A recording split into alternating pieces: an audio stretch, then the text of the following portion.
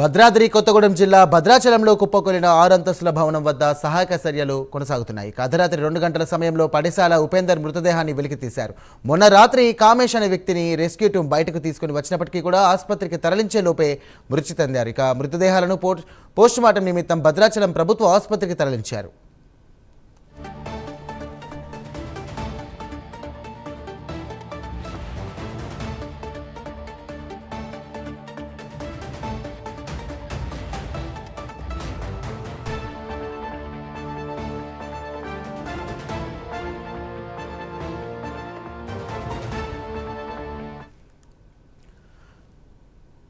Right, breaking చూస్తున్నాం. భద్రాద్రి కొత్తగూడెం జిల్లా భద్రాచలంలో కుప్పకూలిన 6 అంతస్తుల భవనం వద్ద సహాయక చర్యలు కొనసాగుతున్నాయి.